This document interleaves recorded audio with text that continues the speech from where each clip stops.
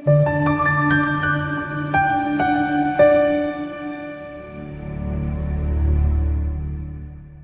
ukhuluma ukuyithanda igama kuphathana i-channel yeflake okubalekile ukusubscribe nokulike kanti kunye ongakwenza ukuthi ube member ye-channel unganikela uma unawo amandla kwi-channel ikakhulukazi yobe kusiza le-channel. Kuba kuhle ukuthi nawe uma ulidinga usizo phinde ube umuntu okwazi ukuthi ephindelele isandla. Sibheka la udaba olika Sibongiseni Maxwell, but before sibheka udaba lwaSibongiseni asikusho ukuthi inamba isenze kuphela uma ungumlandeli isenze kuphela kusuka ngo-9 ekuseni kuya ku-5 ntambama. Ungayisebenzisi ku-WhatsApp, ungayisebenzisi ama-SMS. uSibongiseni-ke Maxwell uthi-ke ngiyabingelela phasi igama lami nguSibongiseni Sondi, ngicela ukubuza uma uphupha-ke udla uju lobhanqene olumnyama nologold ngadla kolugold. So kuwuphawu esithatha njengoluhle kakhulu uma udla uju lwenyosi honey ngesingisi. I don't know ukuthi kuthiwani-ke ngamanye ama-languages but isiZulu sithi uju, isingisi sithi honey. Number 1, uma uphupha la uju kuwuphawu esithatha njengoluhle uma uludla olungakhomba ukuthi ungalindela-ke la inhlanhla nokubusiswa ngenhlalakahle nempilo enhle nemnandi futhi ende. NgokaMathewu 3 verse 4, yena uJohane wayenengubo yoboya bekamela noqotho lwesikhumba okhalweni. Ukudla kwakhe kwakuyizinkumbi nezinyosi zasendle. 2, kuyenzeka futhi ngesikhathi uphupha uju kuba uphawu oluhle uma uludla olungabe lusho ukuthi ungalindela udumo nokuhlonishwa kanye nokuthokozela intuthuko nokuchuma nengcebo noma inzuzo enkulu kokwenzayo. uDuteronomy 32 verse 13, wamkhwelisa ezindaweni eziphakemeyo zomhlaba, wadla izithelo zamasimu, wamuncisa izinyosi ey'dwaleni namafutha eweni lensengentsha. 3, kungenzeka futhi uphuphe uju still kuwuphawu oluhle uma uludla lungabe lukhombe la ukuhloba ngenhlakanipho nokuzinothisa ngolwazi olunzulu nezimfundiso ezinhle eziwusizo olukhulu kuwe noma ezoba usizo olukhulu kuwe. Kanti iZaga 24 verse 13, indodana yami yedla izinyosi ngokuba-ke zimnandi nojo oluhle emlonyeni wakho.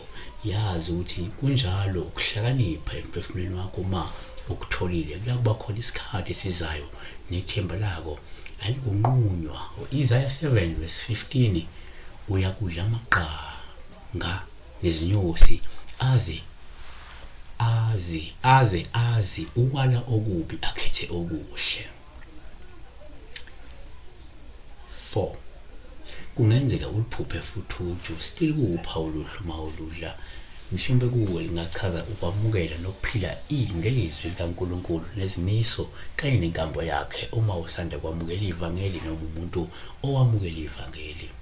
uHezekhiyeli 3 verse 3, wathi kimi indodana yomuntu, sidlise isiso sakho ugcwalise izibilini zakho ngalomqulu engikunika wona, ngase ngiwudla wawumnandi emlonyeni wami njengezinyosi.